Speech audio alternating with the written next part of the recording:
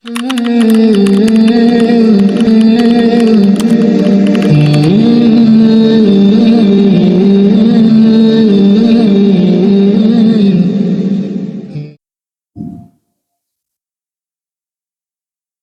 hamdalillah an'amana bi ni'amin katsiratin 'azimah wa taba'a ala qulubina al-iman wal islam wa akmala lana dinana wa radiya lana al-islam din. Wa nahmaduhu wa nasta'inuhu wa nastaghfiruh wa na'udzu billahi min shururi anfusina wa min sayyiati a'malina. May yahdihillahu fala mudilla lahu wa may yudlil falan tajida lahu waliyyan mursyida.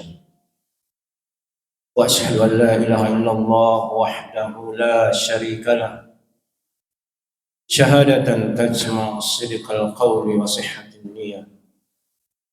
Wa asyhadu anna Muhammadan abduhu wa rasuluh al-mab'uts li izhaqil abatil jahiliyah. Allahumma salli ala Muhammad wa ala alihi wa ashabihi afdala salatan wa akmala tahiyyah. Wa ya ibadallah, wa ya ibadallah, ittaqullaha haqqa tuqatih wa la tamutunna illa wa antum muslimun. Sidang jamaah Jumat, semoga kita semua serta seluruh aktivitas duniawi kita, kegiatan ibadah kita, amaliyah kita, khususnya di hari yang mulia, hari yang bersejarah ini, diridai oleh Allah Subhanahu wa Ta'ala. Semoga kita termasuk salah satu di antara manusia yang mendapatkan kemuliaan, keberkahan, keistimewaan, termasuk di hari yang mulia ini, insyaallah. Allahumma amin. Jamaah Jumat, semoga kita semua dirahmati, diridai oleh Allah Subhanahu wa Ta'ala. Mari kita di hari yang mulia ini untuk banyak mengirim salawat kepada Rasulullah sallallahu alaihi wasallam, karena beliau bersabda, man shalla alayya wahida, siapa yang bersalawat kepadaku dengan satu kali salawat, sallallahu alaihi wasallam, maka Allah akan bersalawat kepadanya sebanyak 10 kali. Allahumma salli wa sallim ala nabiyyina Muhammad. Jamaah Jumat, semoga kita semua dirahmati, diridai oleh Allah Subhanahu wa Ta'ala. Sebuah doa yang sering diucapkan oleh Rasulullah sallallahu alaihi wasallam, sebuah doa yang untayan-untayan kalimatnya sangat indah, doa yang selalu mengajak kita untuk selalu menjaga kesucian hati, menjaga kebersihan jiwa, kebersihan seluruh panca indera kita di dalam menjalankan fungsi-fungsi. Doa tersebut adalah, Allahumma, ya Allah, tahhir qalbi minan nifaq, bersihkan, sucikan jiwaku dari sifat kemunafikan. Wa amali minar riya, bersihkan pula amalku dari sifat riya. Wa lisani minal kadhibi, selamatkan lisanku dari perkataan dusta. Wa aini minal khiyana, pelihara pandanganku dari keharaman-keharaman memandang. Doa ini jelas sekali memberikan peringatan kepada kita, mengingatkan kita tentang urgensi pentingnya menjaga kebersihan hati, menjaga kesucian jiwa, seluruh panca indera. Mengapa? Sebab kesucian hati adalah kunci kesuksesan duniawi dan ukhrawi. Kebersihan jiwa adalah kendaraan yang akan mengantar kita kepada keselamatan di hari akhirat. Berangkat dari doa ini, sebuah firman Allah di dalam Al-Quran yang selalu memberi pesan-pesan moral kepada kita semua. A'udzubillahi minasyaitonirrajim. Bismillahirrahmanirrahim. Qad aflaha man zakkaha wa qad khaba man dassaha. Allah berfirman, sungguh berbahagialah, beruntunglah, sukseslah orang-orang yang bersih jiwanya. Wa qad khaba man dassaha. Sebaliknya kata Allah, sungguh rugi bahkan celakalah orang-orang yang kotor jiwanya. Shadaqallahu adzim. Dua keterangan ini jelas sekali bahwa kita sudah pahami bersama bahwasanya apa yang sudah menjadi harapan kita, cita-cita kita, niat kita, yakni dengan hadirnya satu suasana dalam kehidupan kita, bahwasanya kita selalu berusaha berupaya semaksimal kemampuan kita untuk menghadirkan dalam hidup kita suasana ketenangan, suasana kedamaian, kegembiraan, selanjutnya adalah kebahagiaan. Bukan saja di dunia, tetapi jaminan ini kita inginkan sampai di hari akhirat nanti. Dan ini telah dan sedang ditempuh oleh umat manusia. Hal itu ditandai bahwa umat manusia di jagat raya ini sebahagian telah berbuat banyak, sebahagian lagi berbuat masih sangat sedikit. Tetapi ketahuilah, apapun yang dilakukan oleh manusia itu tidak lain demi memenuhi kebutuhan jasmani dan kebutuhan rohani. Ditandai bahwa sebagian manusia telah bekerja keras sebatas maksimal kemampuan. Itu tidak lain demi memenuhi kebutuhan jasmani dan kebutuhan rohaninya semua.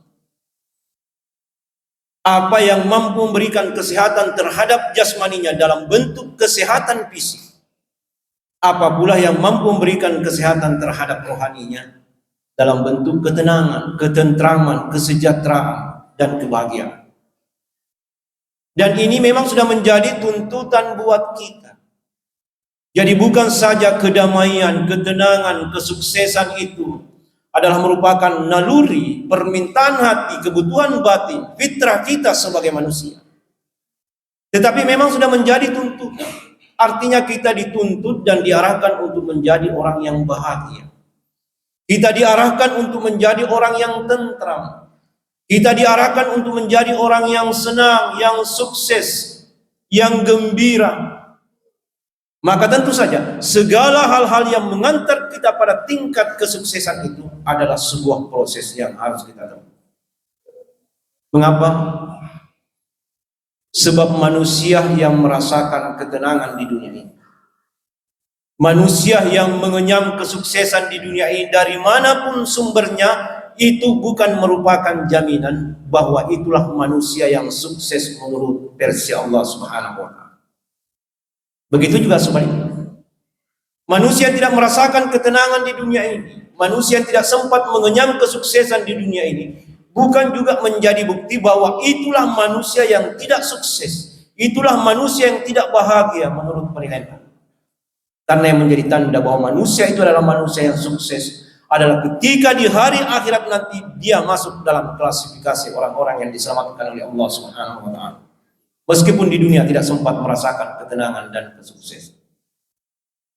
Karena itu jamaah sekalian, untuk sampai pada dua tingkat ketenangan, tentu melalui jalur yang sangat berbeda. Sangat berbeda. Untuk meraih sukses duniawi sangat mudah, karena Allah sudah menyiapkan sarana dan fasilitas. Meskipun nantinya manusia keluar dari ketentuan yang ada, manusia menempuh proses-proses, cara-cara yang tidak dibenarkan dalam agama. Tapi itulah kemudahan. Namun ketika kita ingin sampai pada tingkat kesuksesan yang sejati, kebahagiaan yang sebenarnya, di situ tidak ada kemudahan, tidak ada kebebasan, karena ada sebuah tatanan. Tatanan itulah yang menjadi sebuah proses yang sangat besar. Sejenak kita tinggalkan ketenangan duniawi. Lantas apa yang menjadi sebuah proses? Karena tadi dikatakan bahwa untuk meraih sukses yang sebenarnya, kita harus menempuh sebuah proses yang sangat besar. Apa proses yang dimaksud? Jelas sekali pada ayat mukaddimah tadi. Qad aflaha man zakkaha. Kata Allah, sungguh manusia yang berhak menyandang predikat orang yang sukses, orang yang beruntung, orang yang bahagia. Man zakkaha adalah orang yang bersih jiwanya. Jelas sekali, kebersihan jiwa adalah sebuah proses. Inilah yang disebut dengan tazkiyatun nafs, proses pembersihan jiwa. Ini sebuah proses yang harus kita tempuh. Jangan pernah kita berangan-angan ingin sampai pada tingkat kesuksesan sejati selama kita tidak menempuh proses pembersihan jiwa. Artinya, kita ini adalah makhluk yang lahir dengan kesucian dan tidak akan selamanya suci dalam setiap kali berevolusi. Mengapa? Manusia adalah tempatnya segala kesalahan. Manusia tempatnya segala dosa, kehilapan. Kita harus akui bahwa kita harus menempuh proses pembersihan jiwa. Sebersih apapun kita mengklaim diri kita, kita tetap harus menempuh proses tazkiyatun nafs. Nah, pertanyaan kemudian, apa yang menjadi titik penilaian dalam proses ini? Apakah ketika kita berdoa kepada Allah, bahwa ya Allah bersihkan jiwa saya, sucikan hati saya, selamatkan seluruh panca indera saya, serta merta Allah menjawab dan membersihkan? Ternyata tidak. Rasulullah SAW telah banyak memberi contoh bahwa ada langkah-langkah yang harus kita tempuh. Tidak segampang apa yang kita katakan itu menjadi sebuah kenyataan. Ini sebuah proses yang sangat besar, proses pembersihan jiwa. Kita harus sukses menempuh proses ini sesuai dengan kemampuan kita. Setelah itu kita kembalikan urusan ini kepada Allah Subhanahu wa Ta'ala. Ada langkah-langkah, kata Rasulullah.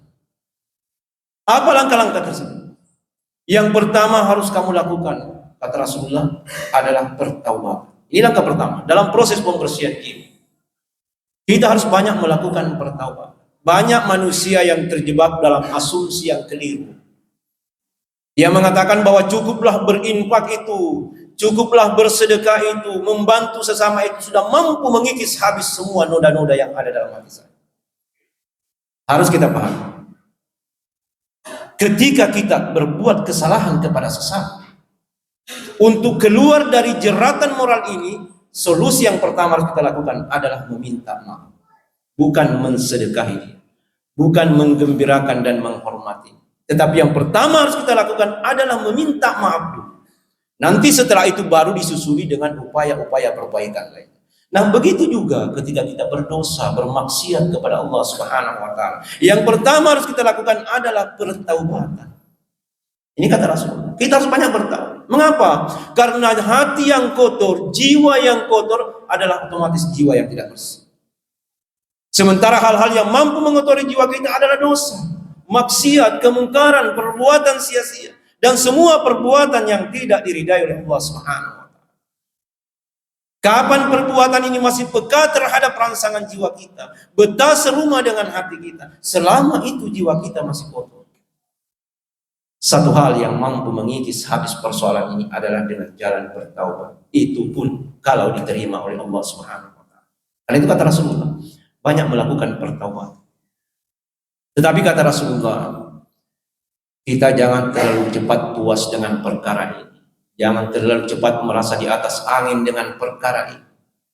Karena ini sifatnya pergi pulang. Hari ini kita bertaubat, tidak menutup kemungkinan besok kita melakukan kesalahan. 2 hari kemudian kita memohon kepada Allah ampunan, banyak beristighfar. 3 hari kemudian kita kembali bermaksiat. Karena itu kata Rasulullah, tidak cukup hanya dengan jalan bertaubat. Harus di-cover persoalan ini dengan langkah berikut. Ada langkah-langkah ini kata Rasulullah. Apa itu?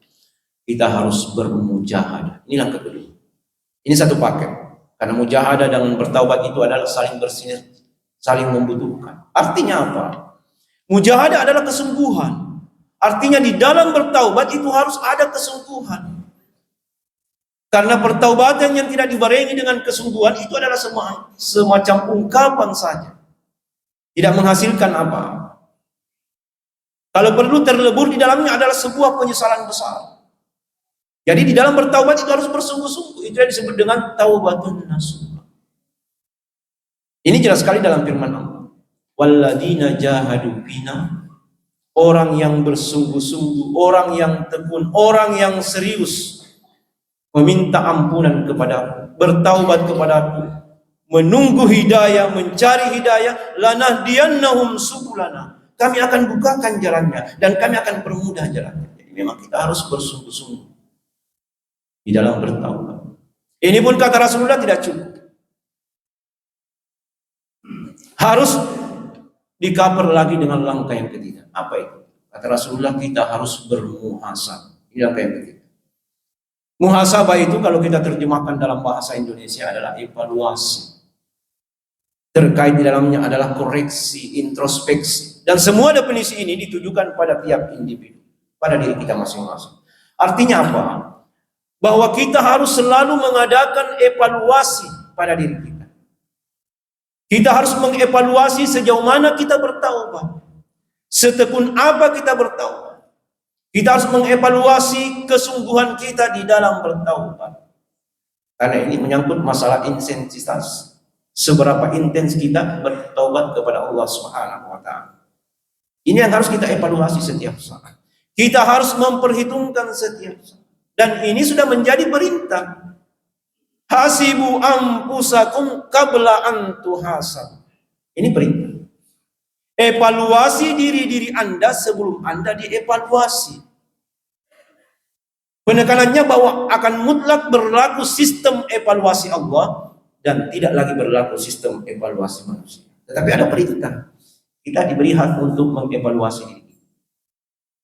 Bahkan dalam keterangan lain dikatakan wazinu anfusakum qabla an tuzan. Timbanglah diri Anda sejauh mana kadar amal dan dosa yang selama ini Anda lakukan. Qabla antuzan, sebelum Anda dipertimbangkan. Artinya mutlak berlaku sistem pertimbangan Allah dan tidak berlaku sistem pertimbangan manusia. Ada sebuah pertanyaan. Ini di luar kapasitas keilmuan dan hak kita sebagai manusia. Tapi kita jawab dengan keindahan sebuah firman Allah Subhanahu. Manusia bertanya, kalau akan berlaku mutlak sistem evaluasi Tuhan, akan berlaku mutlak sistem evaluasi Allah, pertimbangan Allah. Maka pertanyaan, kapan kira-kira waktunya manusia dievaluasi? Sekali lagi, ini di luar kapasitas keilmuan dan hak kita sebagai manusia. Ini adalah urusan Allah. Kapan kira-kira waktunya manusia diperhitungkan, dipertimbangkan, dievaluasi, dibalas semua perbuatan baik dan buruknya ketika hidup? Kapan kira-kira?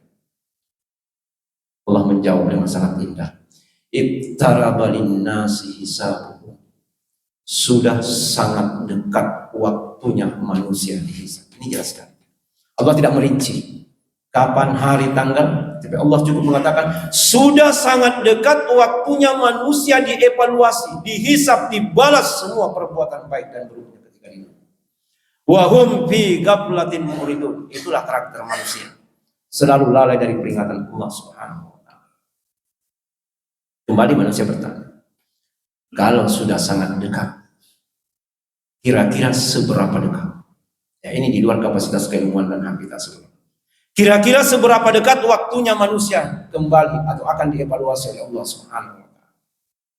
Seberapa dekat waktunya manusia diperhitungkan, dibalas semua perbuatan baik dan buruknya?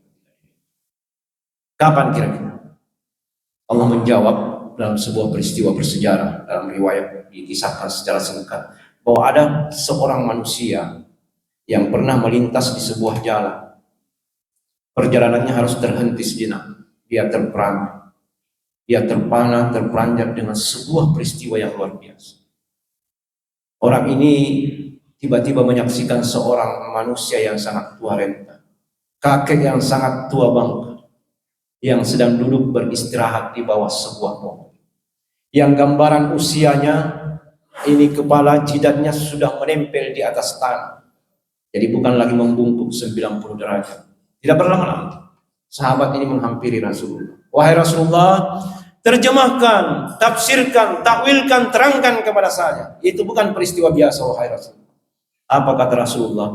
Yang kamu saksikan itu bukan manusia. Siapa wahai Rasulullah? Dia adalah malaikat yang dijelmakan oleh Allah Subhanahu wa taala. Untuk apa? Untuk memberikan informasi kepada kita bahwa saat ini itulah usianya dunia. berapa abad peristiwa itu sampai era kita sekarang. Maha benar ketika Allah berfirman, "Iqtaraba lin-nasi hisabuhum." Sudah sangat dekat waktunya manusia diperhitungkan. Wa hum fi ghaflatin mu'ridun. Karakter manusia selalu lalai dan berpaling dari peringatan Allah Subhanahu wa taala. Itulah sebabnya dalam riwayat Imam Bukhari dikatakan bahwa ketika dikatakan bahwa hari kiamat adalah hari Jumat, maka seluruh makhluk yang ada di dunia ini khawatir, takut, berjaga-jaga sejak pagi Jumat sampai malamnya, kecuali jin dan manusia.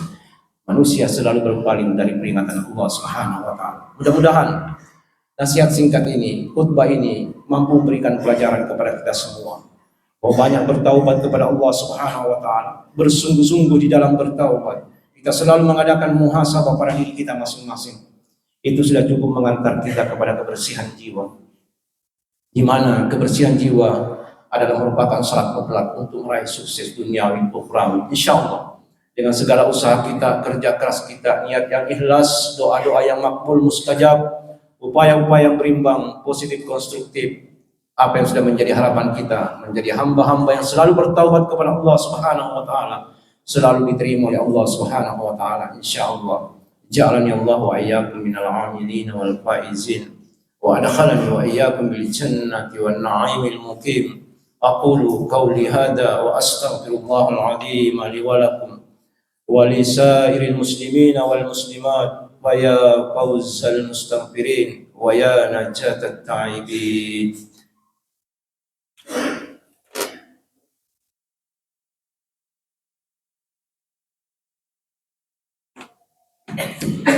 Alhamdulillah Rabbil Alamin. Hadana li hadzal din wa ma kunna linahtadiya laula an hadana Allah. Wa asyhadu an la ilaha illallah wa asyhadu anna Muhammadan abduhu wa rasuluh. Allahumma salli ala Muhammad wa ala alihi wa sahbihi ajma'in. Fa ya ibadallah. Fa ya ibadallah, ittaqullaha haqqa tuqatih wa may yattaqih yaj'al lahu min amrihi yusra wa yarzuqhu min haitsu la yahtasib. Mari kita bersama-sama berdoa. Kita berdoa untuk diri kita, untuk kedua orang tua kita, untuk saudara kita, keluarga, kerabat, sesama umat Islam dimanapun mereka berada, yang masih hidup, begitu pula mereka yang telah mendahului kita. Allahumma ighfir lil muslimina wal muslimat wal mu'minina wal mu'minat al ahya'i minhum wal amwat innaka sami'un qaribun mujibud da'wat wa ya qadiyal hajat. Allahumma arina al-haqqa haqqan warzuqna ittiba'ah wa arina al-batila batila warzuqna ijtinabah. Rabbana hab lana min azwajina wa dhurriyyatina qurrata a'yun waj'alna lil muttaqina imama. Allahumma أعتق رقابنا ورقاب آبائنا وأمهاتنا وأزواجنا وأولادنا وإخواننا وذرياتنا من النار. ربنا آتنا في الدنيا حسنة وفي الآخرة حسنة وقنا عذاب النار. وسبحانك اللهم ربنا رب العزة عما يصفون وسلام على المرسلين والحمد لله رب العالمين.